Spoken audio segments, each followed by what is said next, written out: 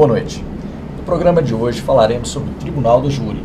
O Tribunal do Júri, instituído no Brasil desde 1822 e previsto na Constituição Federal, é responsável por julgar crimes dolosos contra a vida.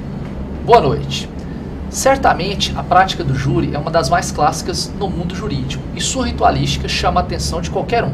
Mas afinal, o que é o Tribunal do Júri? Boa noite. E para falar melhor sobre esse assunto, contaremos com a presença de um dos promotores titulares do Tribunal de Júri de Goiânia, Dr. Aguinaldo Bezerra Tocantins, promotor de justiça. Nós vamos para um breve intervalo e retornamos no instante.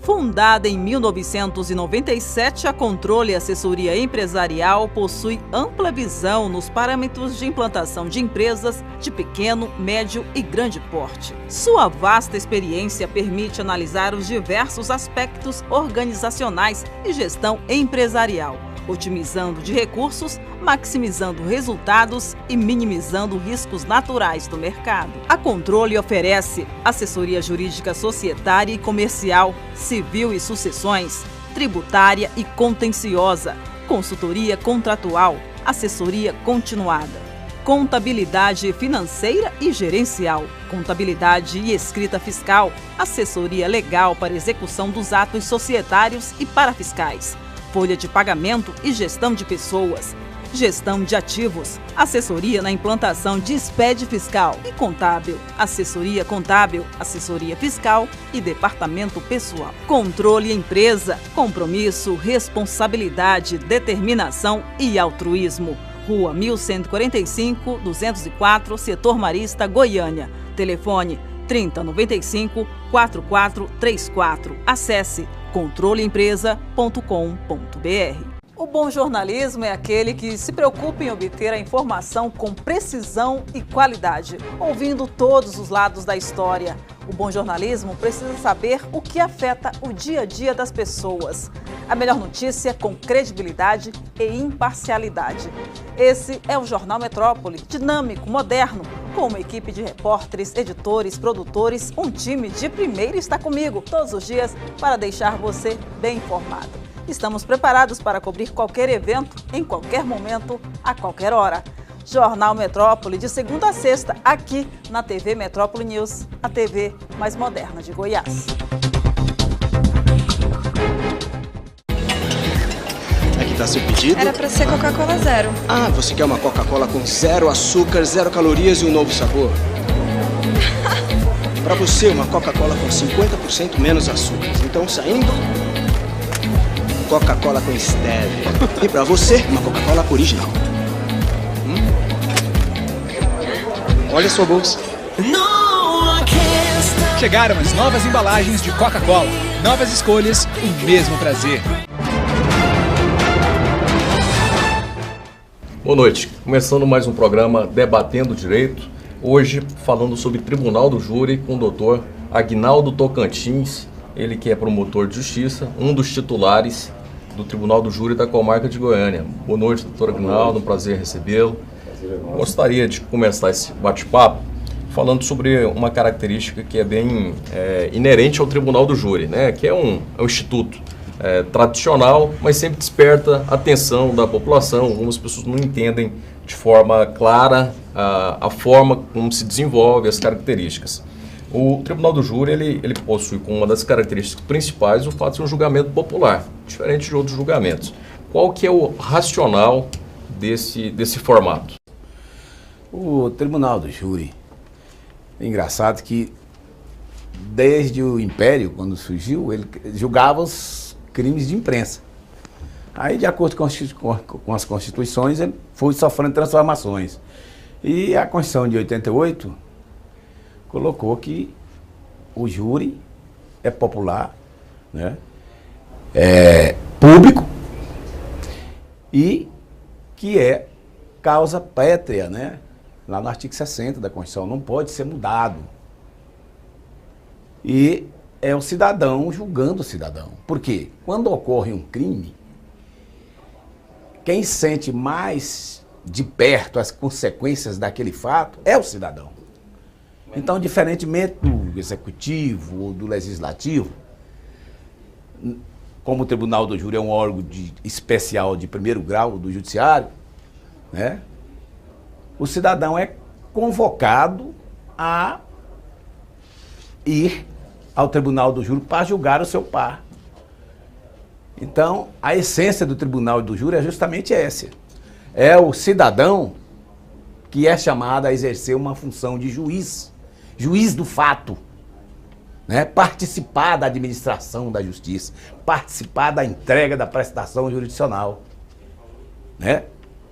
Que é uma parcela do Estado juiz. Sim, perfeitamente. Doutor Aguinaldo, boa noite. Boa noite. Ainda falando sobre essa natureza do Tribunal do Júri, né? Com relação à fundamentação e à principiologia que alicerçam a atuação do tribunal, qual é a fundamentação e principiologia que alicerça a atuação do Tribunal do Júri? Essa seria a primeira. É justamente essa publicidade, né? E porque no Tribunal do Júri, o que ocorre? O jurado não age só de acordo com o direito.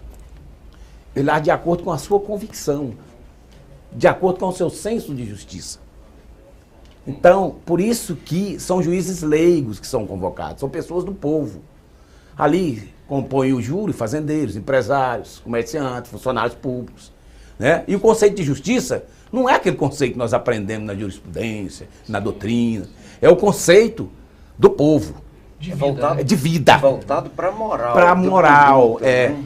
Por isso que as decisões do júri dificilmente são mudadas nos tribunais superiores. Porque se respeita a soberania dos vereditos, que é de acordo com a íntima convicção de cada um. E ali se respeita a maioria. Apurou 4 cédulas iguais, ou não, ou sim, não abre as outras, para respeitar o sigilo. Então o júri é o tribunal mais popular que nós temos no país. E é a justiça, no meu ponto de vista, mais confiável hoje que nós temos. A não ser em casos, né, de cidades do interior, que às vezes o réu é muito importante e pode influenciar nos jurados, mas aí nós temos institutos para desaforar aquele processo, levar para outra comarca.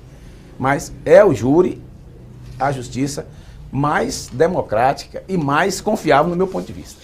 Perfeito. Doutor Aguinaldo, boa noite. Boa noite.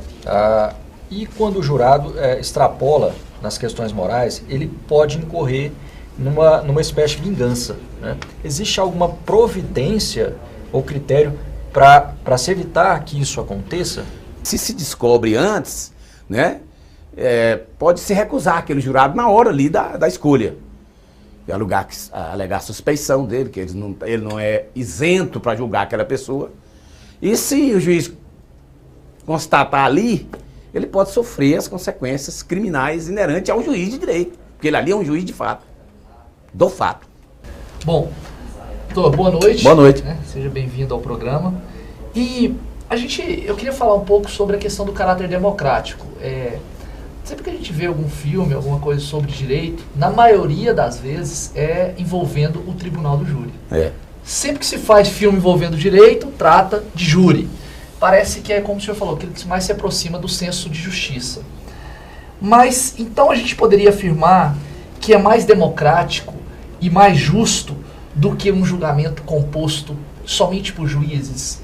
Pela experiência do senhor e como promotoria, o senhor enxerga o Tribunal do Júri mais democrático do que aquele colegiado de juízes? Porque o júri, ele além de ele julgar sem técnica, mas ele julga de acordo com o coração e com a realidade cotidiana. O júri, eu costumo dizer lá que o júri é sábio. Tem coisas assim que se fosse julgado, tem fatos, que se fosse julgado nos tribunais, nos juízes togados, a pessoa seria condenada fatalmente. E esses homicídios, esses crimes dolosos contra a vida, envolve muito mais coisas. E que às vezes não vem nem para o processo. Às vezes é a verdade sabida lá do bairro, que não aparece nos autos. E o juiz não pode julgar fora dos autos. Mas o júri pode. O jurado pode. O juiz leigo pode. Doutor Aguinaldo, essa experiência, o senhor já fez uma narrativa logo no início, dizendo que na história do país, os julgamentos eram com outras características, né? O Tribunal do Júri não era para para julgar crimes dolosos contra a vida. E a conformação que é a Constituição Federal foi nesse sentido. Qual que é a realidade em outros países? Estados Unidos, Europa, na Ásia? Como é que acontece? Estou bem inteirado dos outros países, mas nos Estados Unidos eu tenho certeza que não só os crimes dolosos, mas para os crimes financeiros. Tanto que o júri lá é por etapas, né? Às vezes demora meses, né? É diferente do nosso sistema, que nosso sistema é só os crimes dolosos contra a vida e os conexos, né? Por exemplo, agora nós estamos usando muito os promotores do júri, quando a polícia apreende uma arma, que foi o objeto que ele usou para matar aquela pessoa. Às vezes é um traficante, que às vezes mata outro traficante, mas aquela arma é raspada. E a gente entende que é um crime conexo, mas que deve ser julgado pelo júri também. Porque é um ilícito. O latrocínio deveria também ser julgado? O latrocínio não é, porque o latrocínio não é doloso contra a vida. É contra o patrimônio. Mas o senhor acredita que deveria ser, até para que se alcançasse de forma mais justa, né, um resultado, o senhor acredita que deveria ser também? Eu acho que se colocasse o latrocínio dentre os crimes dolosos também contra a vida, por quê? Porque o sujeito visa bem material, mas em troca daquilo foi uma vida. Né? E acho que a vida é o bem mais precioso que nós temos. Né? Embora a Constituição não dê essa hierarquia, né? Mas a vida... Mas é o senso comum. É comum, né? De que várias outras coisas se você não tem vida. Sim. Me parece mais razoável privilegiar a vida do que o patrimônio. O patrimônio, com certeza. Essa sociedade nossa aí, capitalista, né? Nem sempre age dessa forma. Às vezes o material está acima do pessoal. É verdade. Antes mesmo de fazer a próxima pergunta aqui, o Tribunal do Júri, ele existe há quanto tempo que se pratica o Tribunal do Júri no Brasil, no mundo, senhor? No mundo, me parece que aquele concílio de Latrão, antigo, né? Da época das ordalhas, né? Da França. Já se fazia o júri, tinha um grande júri que era composto de 22 jurados, tinha um pequeno júri que era composto de 12, né? Mas o júri vem se arrastando há centenas de anos, né? Isso, muito tempo. É uma instituição muito antiga, né? E foi aperfeiçoando. Em vários países ela tem um contorno, e cada um tem um contorno diferente. Aqui sempre foi preservado nas constituições da República a instituição do júri. Sempre foi. E com relação aos jurados, qual é o critério, o requisito para a pessoa? Qualquer um pode participar? Tem alguma exigência? Tem que ser composto de cidadãos de notória comportamento social, conduta ilibada. Não é saber jurídico. Não é saber jurídico. Tem que ser honesto, não ter processo, obviamente, né?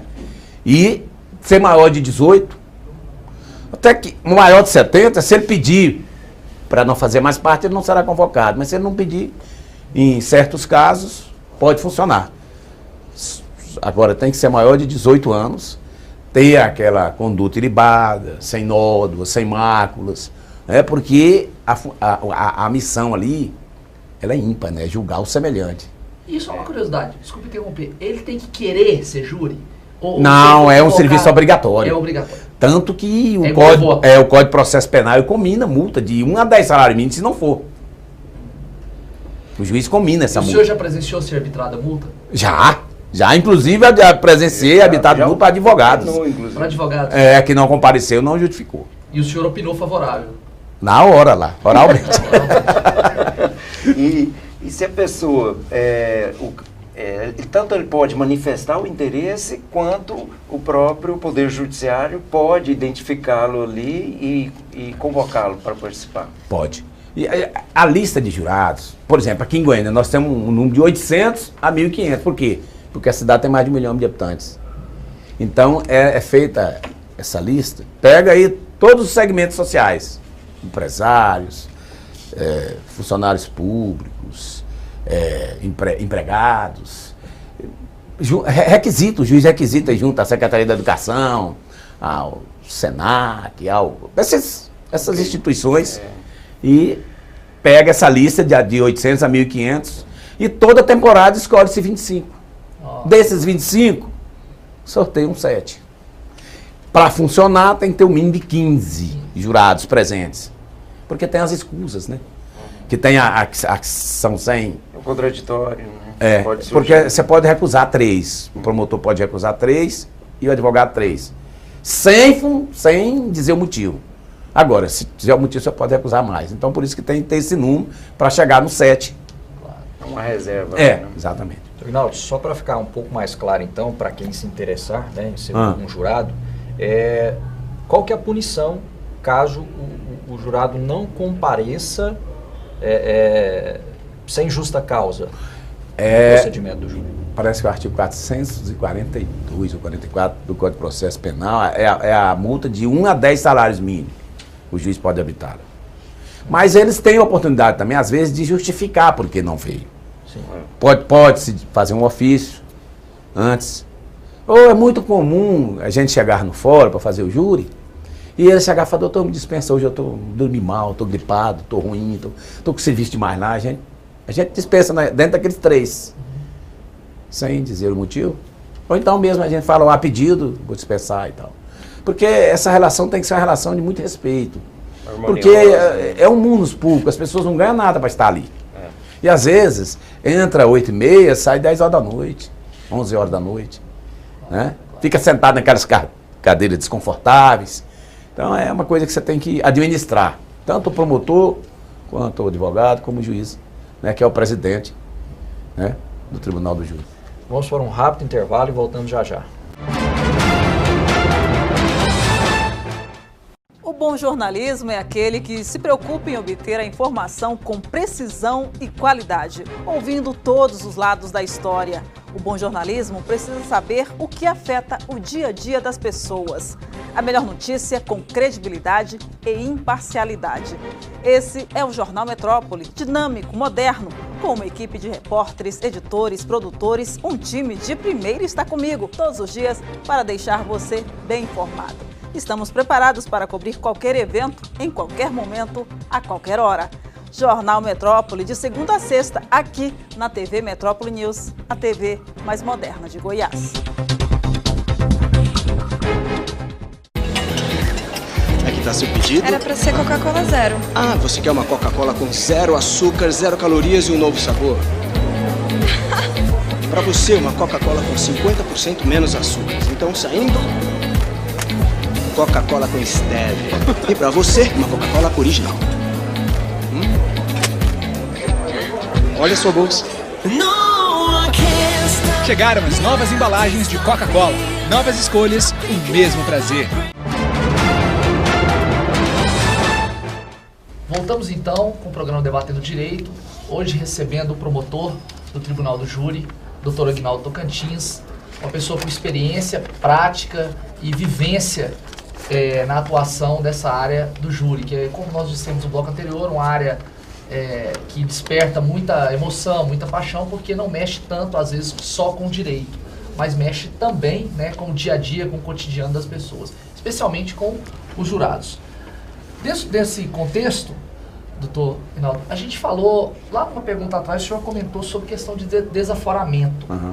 E aí, para o nosso telespectador, para aquele advogado que não é da área penal, da área do júri, que eu particularmente acho que todo advogado tinha que assistir um júri pelo menos uma vez na vida, assim como estávamos comentando aqui nos bastidores, que eu já assisti, o doutor Stênio já foi por 5 anos júri, enquanto estudante, o doutor Tênio também já participou, doutor Rafael. Então, o que vem a ser o desaforamento e quando é cabível o seu pedido no Tribunal do Júri? O desaforamento ele é previsto nos artigos 427 e 428 do Código de Processo Penal. Desaforar, que significa tirar daquele foro, passar para o outro foro, para outra comarca. Quando o interesse público reclamar, quando a segurança pessoal do acusado for colocada em xeque, em perigo, né? Então, ou quando já foi pronunciado e por excesso de serviço, às vezes tem mais de 6 meses depois do trânsito julgado da pronúncia, né? E que não leva a julgamento. Então, geralmente desafora para a comarca mais próxima. Mas aqui no estado de Goiás eu não entendo por que só desafora para Goiânia. E nós já temos pouco, né? E aí sobrecarrega aqui. Não desafora para as comarcas ali vizinhas. Pode falar, fala, comarca mais próxima. Mas só desafora quase sempre para Goiânia. Já fiz juro de Barra do Garça. Aragarça, né? Que é Goiás. Aragarça. Fiz juro de Aragarça. Quantos quilômetros tá de Goiânia? Poderia ser desaforado para Iporá, que é uma grande cidade próxima. E é nessas circunstâncias que se desafora, por quê? Porque ali é um julgamento, o tribunal tem que ser isento. Às vezes o réu é influente politicamente, começa a pressionar os jurados, cidade interior todo mundo quer todo mundo, começa a peitar, oferecer. Então, Me parece que isso tem muito a ver com cidades menores. Menores, né? Exatamente. Que aqui em Goiânia é quase que impossível, né? Aqui é cidade grande, é quase que impossível. Ocorria essas circunstâncias, não digo que não, porque eu fiz um júri certa feita aqui em Aparecida e os jurados absolveram um traficante homicida de 20 anos por medo. Durante o júri, eles ficavam passando na porta do fórum, o sargento falou para o juiz e para mim, estão aí, doutor, rodando. E os jurados, Aparecida de Goiânia, saiu dali, não tem segurança nenhuma. A hora que termina, ele não tem proteção alguma. Exatamente. Ele volta à vida comum. Exatamente. E às vezes mora no bairro onde o homicida, o traficante mora. Olha. Só complementando, desaforamento, o senhor tem conhecimento de algum que era daqui de Goiânia e foi para o interior? O contrário? Não. Também não? Não. Eu já fiz júri desaforado, fiz aqui, esse era até, segundo a promotora lá, era um extermínio, grupo de extermínio de componentes da Polícia Militar, que de repente só foi condenado um. E fiz um júri também, eu era promotor de séries, que foi desaforado de Uruaçu. Foi até como foi assassinado. Doutor Aguinaldo, o senhor tem bastante experiência e já mostrou que é um apaixonado, um defensor do Tribunal do Júri. Eu queria te fazer uma pergunta sobre um aspecto que é motivo de críticas, que é a questão da publicidade midiática envolvendo determinados casos. Nós temos casos que são famosos no país, né? O caso Nardoni, o caso Richthofen, ou seja, são situações que são colocadas de forma ampla na imprensa, isso acaba chamando a atenção da população e isso acaba impactando, às vezes, acaba interferindo na convicção do jurado. O senhor acredita que esse aspecto dessa exposição exagerada pode, às vezes, comprometer o juízo de justiça do juiz popular? Às vezes, né, dependendo do tamanho dessa exposição, às vezes a pessoa já vai para o julgamento, né, com uma certa dose de predisposição para ser condenado, e não deveria ser assim. Só que, porque a Constituição também diz, né, no artigo 5º, inciso 60, que o ato judicial, ele só pode, ele é público. A publicidade é uma das características do ato. E a não ser que vá envolver a intimidade da pessoa, né, ou algum interesse público, sobrelevar isso. Mas quase sempre, os julgamentos são públicos. E o júri, com muito mais propriedade, porque é um julgamento da sociedade, do cidadão julgando o outro. E, infelizmente, hoje, às vezes, essa exposição... Mas tem juízes que limitam, né? Proíbe aquelas camisas, proíbe manifestações lá na porta do fórum e tal. E tem juízes que até gostam dessa exposição. E eles são o presidente do júri, eles que coordenam e a instrução, preside o tribunal. Perfeito. Doutor Aguinaldo, e ainda dentro dessa exposição, dessa publicidade do fato, o senhor considera que é legal fazer a transmitir um julgamento do tribunal do júri, porque sempre se vê partes, né? Um releasing ali, uma breve filmagem ali do que está ocorrendo ali, mas normalmente não tem essa filmagem. Hoje nós temos aí tecnologias, né, que estão sendo utilizadas, inclusive na área penal, nas audiências penais e tudo, de interrogatórios à distância e tudo. E qual que é o seu entendimento? E também, se sendo possível fazer essa veiculação televisiva, como que ficaria a situação das vítimas, dos familiares, até mesmo a atuação da defesa e da acusação? Olha, eu vejo isso aí como um fato que mais cedo ou mais tarde vai ocorrer. Por quê? Porque tem pessoas que matam, mas não sabem as consequências de um crime.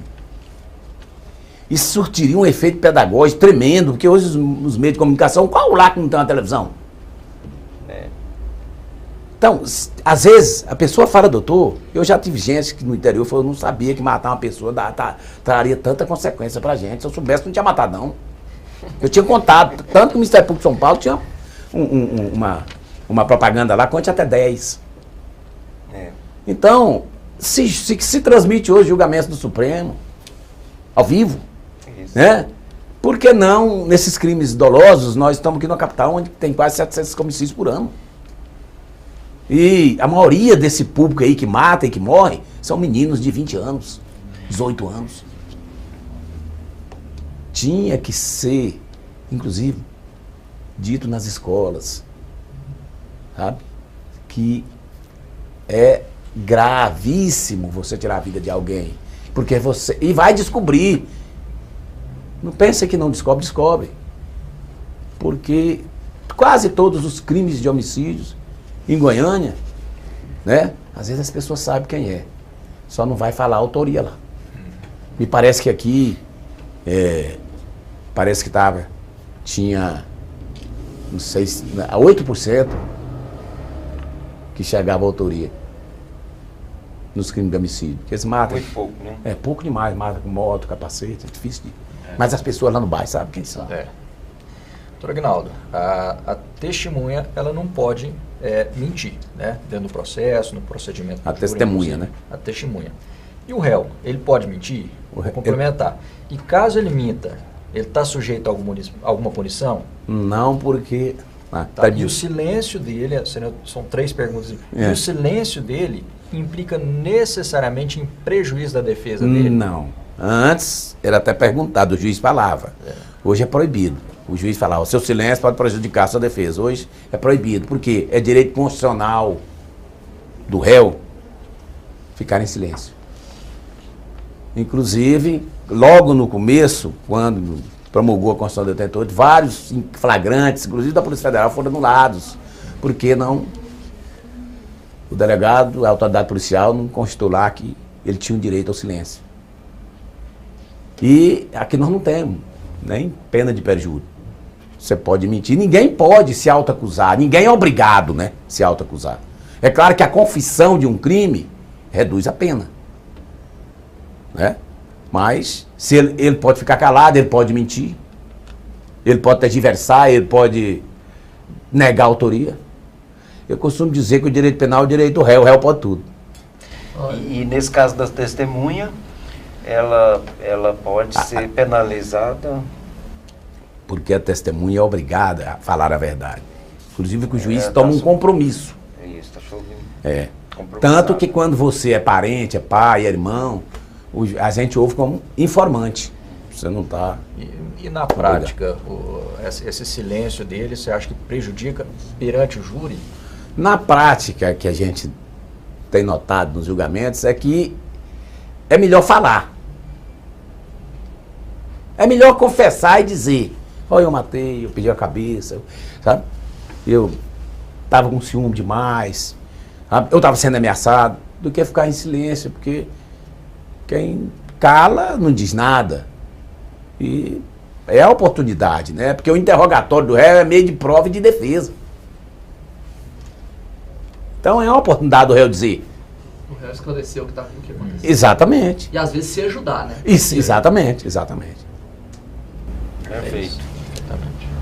Doutor, essa questão da capitulação, a definição jurídica daquela capitulada na ação, o juiz pode dar um fato, uma definição jurídica daquela que foi capitulada pelo Ministério Público na peça dele, e nesse caso, o réu pode se sujeitar a uma pena mais grave do que aquela capitulada? Pode. Isso acontece? Acontece muito, sabe por quê? Porque o réu, a defesa, ela não defende, não é do artigo de lei, da capitulação que ele foi denunciado, não. É do fato narrado na denúncia. E, às vezes, até durante a instrução, lá na frente, pode se descobrir outras pessoas envolvidas, tanto que o juiz, às vezes, devolve o processo para aditar a denúncia. Então, como ele não defende, não é do artigo, é que às vezes o promotor capitula um artigo ali, um inciso que às vezes não é aquele inciso. Aconteceu muito agora no serial killer. Nós do júri denunciamos ele por motivo torpe. O Tiago, né? E porque torpe é aquele motivo abjeto, ignóbil, repugnante, né? E ele foi, e quando nós tiramos férias em júri, foi com colegas às vezes da área civil, no plantão, e pôs fútil. Fútil é aquela que chega às raias do sem motivo, motivo insignificante. Aquela coisa insignificante. Insignificante. E não era o caso. E não era o caso, era torpe, porque ele matava, ele falava que estava com raiva. Tinha uma raiva súbita que ele matava as pessoas, sentia atraído pelas mulheres, geralmente atirava. Então, teve umas denúncias que foi fútil. Isso aí gerou recursos nos tribunais. Justamente por isso. Okay. Nós vamos para um rápido intervalo comercial e já voltamos. O bom jornalismo é aquele que se preocupa em obter a informação com precisão e qualidade, ouvindo todos os lados da história. O bom jornalismo precisa saber o que afeta o dia a dia das pessoas. A melhor notícia com credibilidade e imparcialidade. Esse é o Jornal Metrópole, dinâmico, moderno, com uma equipe de repórteres, editores, produtores, um time de primeira está comigo todos os dias para deixar você bem informado. Estamos preparados para cobrir qualquer evento, em qualquer momento, a qualquer hora. Jornal Metrópole, de segunda a sexta, aqui na TV Metrópole News, a TV mais moderna de Goiás.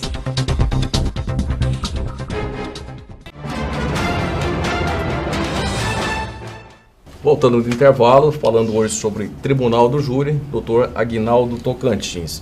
Doutor Aguinaldo, o júri tem algumas particularidades e tem particularidades processuais. O que vem a ser a decisão de pronúncia e de que forma ocorre a sua intimação? A pronúncia é uma decisão interlocutória mista, né, não terminativa, porque ela não encerra o mérito. O juiz verificou que há indício suficiente de autoria ou participação, ele pronuncia o acusado, indício suficiente de autoria ou participação e materialidade, né? Que é o laudo lá de exame cadáver, que a pessoa morreu ou foi ferida, uma tentativa. E há indícios de autoria ou participação, que o partícipe também responde, ele pronuncia o réu. A pronúncia, então, é um sinal verde, termina a fase do que a gente fala de juízo de acusação, juízo causal, né? Ou seja, de produção de prova. Não tem dúvida de que ele foi... Não, tá indícios. Tem indícios, né? Há indícios.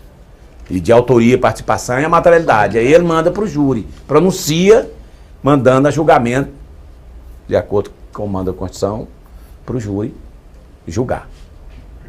E a intimação da pronúncia, ela é feita pessoalmente pelo advogado constituído, o dativo, o defensor público, e o promotor, e o réu, quando preso, principalmente. E os outros pelo órgão que é responsável, diário oficial, né? Que é lá no processo. Sim. Doutor Aguinaldo, e com relação à impronúncia, qual a sua consequência para o réu? E, neste caso, o júri deve adotar alguma providência, algum procedimento? Como é que funciona na prática? É porque, na realidade, essas fases, o procedimento do júri é escalonado. Ele tem quando ele chega nessa fase, ele pode ser pronunciado, pode ser impronunciado. Impronunciado é quando não há indício suficiente de autoria ou de participação. É uma decisão processual. Ela não encerra o processo, tanto que se descobrir a autoria, é de novo. Entendeu?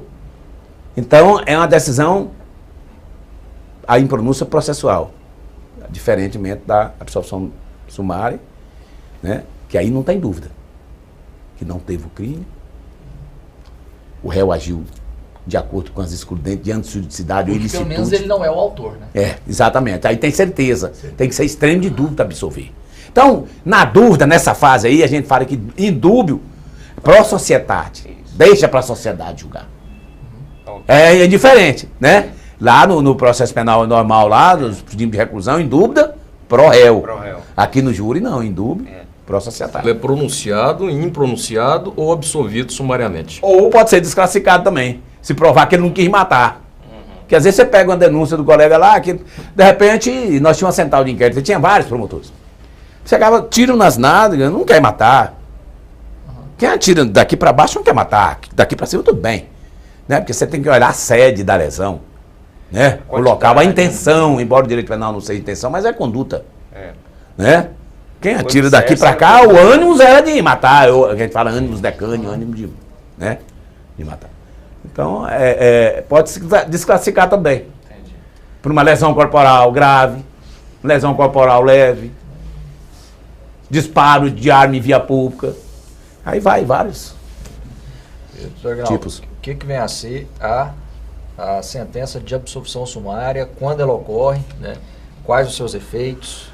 A absolvição sumária é quando o réu, o processado, o acusado, comete o fato, né? Nessas circunstâncias, principalmente quando se prova, resta provado que ele agiu em legítima defesa, em estrito cumprimento do dever legal, no exercício regular de um direito, né? São as excludentes de antijuridicidade, tanto que o legislador diz, não há crime, mas tem que estar extremes de dúvidas. E ela faz coisa julgada no cível. E ela encerra o mérito, a absolvição sumária.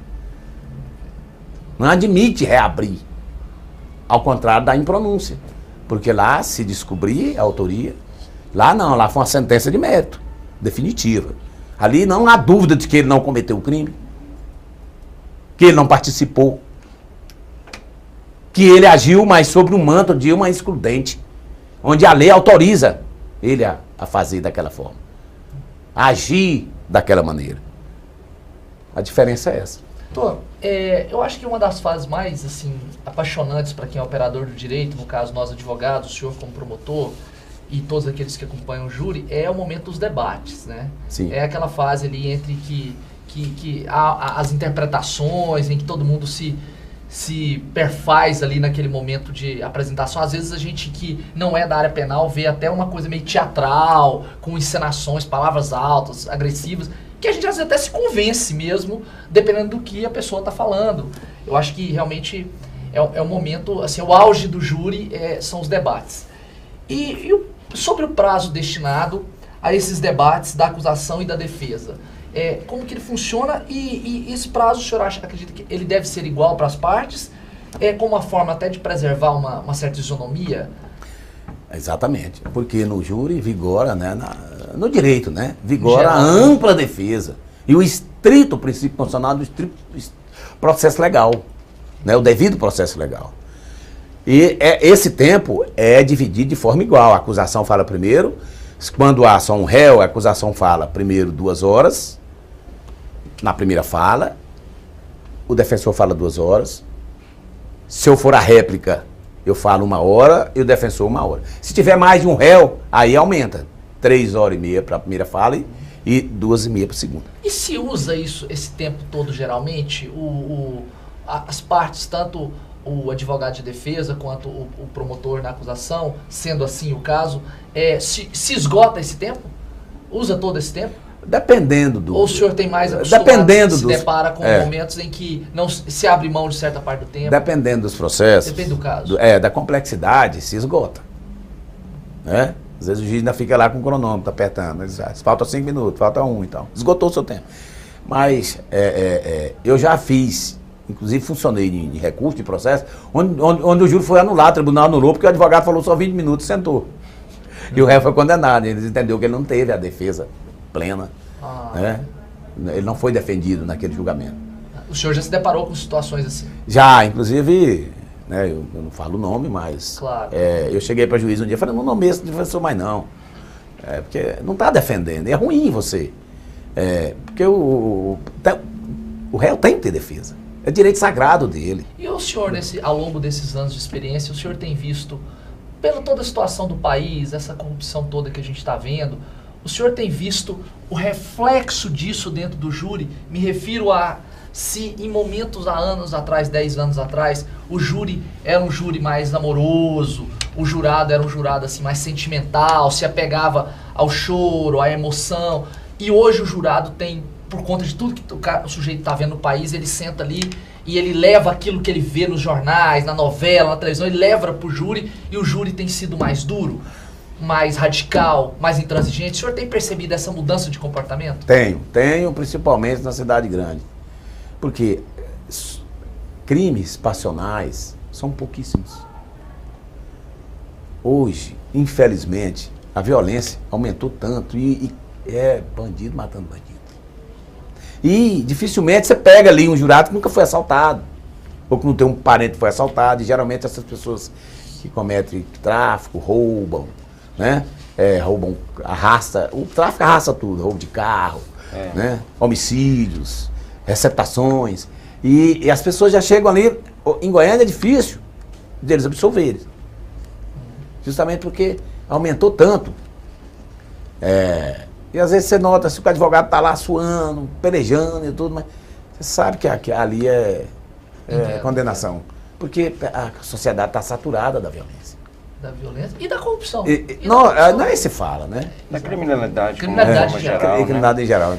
Doutor Aguinaldo, aqui uma última pergunta. Aqui, o senhor citou aí mais cedo que algumas pessoas, principalmente do interior, ao tomar conhecimento da complexidade de todo esse julgamento, que envolve duas fases, né? Uma técnica, outra que é o julgamento popular e tudo mais no tribunal, e então que às vezes até a pessoa iria evitar praticar aquele crime, né? Sabendo disso e tudo mais. Bom, e além disso, existe também um custo, né? Nós vimos aí agora, essa semana, com relação aí ao serial killer Tiago, cada júri, né, cada julgamento de processo, uma faixa aí de 30 mil por processo, então quase R$1 milhão somente esse réu. E como que o senhor vê essa situação? Realmente gera esse custo mesmo? Como que o senhor vê isso? Tem toda uma movimentação, né? Tem os PMs, isso parece que foi o Dr. GCI que divulgou, né? Eu sei que fica dispendioso, porque ali tem um lanche da manhã, que começa às 8h30. Tem um almoço, tem os atos de intimação, gasolina, oficial, carro, né? Eu não sei se é aquilo tudo, mas certamente o juiz tem os dados, né? Sei que é dispendioso, porque o processo, ele tem as fases, né? E cada fase tem que ser cumprida rigorosamente conforme o Código de Rito, que é o processo penal, né? Um errinho na intimação daquela lá, se anula aquele trabalho todinho. Exatamente. Doutor Aguinaldo, Tocantins, a impressão que tem é que esse tema, por ser tão polêmico e chamar a atenção, podemos ficar a noite toda falando sobre ele, são muitas perguntas, mas nosso tempo é curto. Terminamos nesse momento mais um programa. Agradeço imensamente sua participação, a forma didática como explica. Muito obrigado pela presença, foi um prazer bater esse papo com o senhor. Prazer foi nosso, nós estamos à disposição sempre, estamos sempre lá no Tribunal do Júri, lá no Ministério Público, na sala 356, reunimos todos os promotores do júri agora no local só lá, sabe?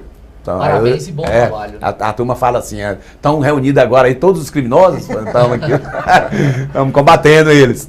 Estamos lá à disposição, se vocês precisarem, não só eu, mas os outros colegas, se precisarem, eles vêm aqui também, esclarecem alguma coisa. Para a sociedade isso é importante demais. É um programa que colabora muito, principalmente com os nossos jovens, com as nossas famílias, né, que estão sendo devastadas por essa miséria que é a droga, onde arrasta tudo. Inclusive esses homicídios, a maioria é isso. E é bom divulgar isso. Despeço do senhor, despeço dos colegas e assim encerramos mais um programa Debatendo Direito. Convido a todos às quartas-feiras, 22 horas. Boa noite.